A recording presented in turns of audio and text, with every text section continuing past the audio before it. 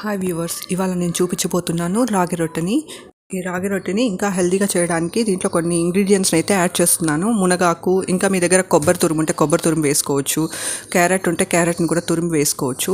3-4 వెల్లుల్లిని, ఇంకా ఒక చిన్న ముక్క అల్లాన్ని సన్నగా కట్ చేసుకొని, ఒక ఉల్లిపాయను కూడా పెద్దదాన్ని సన్నగా కట్ చేసుకొని, 3 పచ్చిమిర్చిని చిన్నగా తరిగి వేసుకోవాలి.